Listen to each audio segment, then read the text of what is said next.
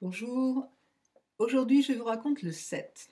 Alors le 7 correspond à l'élément air et il a un tempérament lymphatique. Quels sont les aspects symboliques du 7? Le 7 exprime les étapes de maturité, de transcendance et de régénération.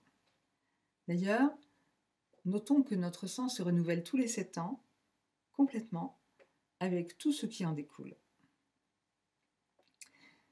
Le 7 correspond aux 7 jours de la semaine, aux 7 notes de musique, aux 7 couleurs de l'arc-en-ciel, aux 7 chakras principaux, aux 7 orifices sur notre visage. D'après la Genèse, le 7e jour fut un jour de repos et de méditation. C'est celui qui correspond à notre dimanche aujourd'hui.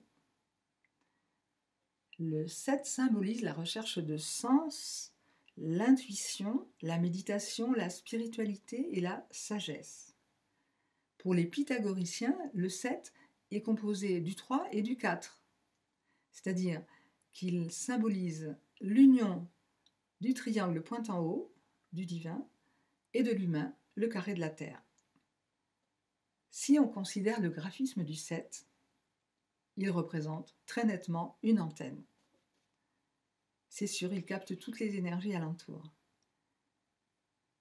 Alors, il est très peu physique parce qu'il est très peu relié à la Terre-Mère. Il est partiellement relié au plan médian qui correspond aux humains. En revanche, il est prioritairement relié au cosmique et cela explique qu'il reçoive beaucoup d'idées, d'intuitions, de synchronicité, de messages. Quel est son caractère maintenant? Le 7 est un chercheur né. Il analyse, il synthétise, il approfondit tous les sujets pendant toute sa vie. Le vrai 7, je veux dire. Sa meilleure question, c'est pourquoi? De 3 à 99 ans. Alors, il est réservé, secret, il aime l'intimité et la quiétude, il se ressource dans la solitude et le silence. Il a impérativement besoin de temps et d'espace pour lui, c'est important dans le couple. Il est humble, il ne montre pas sa sagesse intérieure. C'est plutôt un ascète, un mystique, lui. Il développe des contacts avec les mondes supérieurs. Ce qu'il apporte à la famille des nombres, c'est la conscience de soi. Dans sa vibration harmonieuse, le 7 va promouvoir la transcendance et améliorer les liens avec le subtil. Grâce à son intelligence et sa spiritualité, il sera considéré comme un phare pour le peuple. Dans sa vibration désharmonieuse, il pourra se sentir incompris, refoulé. Il sera hyper analytique, donc trop dans le mental. Il pourra être excessivement indépendant, inquiet, susceptible, cynique, pessimiste. Il pourra même avoir une certaine tendance à la mélancolie et à la dépression parce que, à force de chercher des failles en lui-même, dans les autres et dans la société, il en trouve.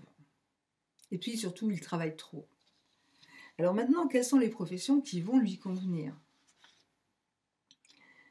Le 7, je vous l'ai dit, a besoin de travailler dans l'isolement. Donc, il est un parfait chercheur de labo. Il va se sentir très mal à l'aise dans les groupes, donc inutile de le promouvoir comme chef d'équipe parce qu'il serait en souffrance et transmettrait sa souffrance aux autres. Par contre, avec le plus grand bonheur, il sera chercheur, philosophe, historien, muséologue, archéologue, parce que lui, il prend toutes ses références dans le passé. Il sera aussi très à l'aise comme scientifique ou parapsychologue. Alors, le conseil qu'on pourrait donner au 7, il est assez simple, comme il est très peu relié à la terre-mère, il pourrait prendre le soin de se masser régulièrement les pieds ou marcher en conscience régulièrement aussi. Voilà, à très bientôt pour le 8.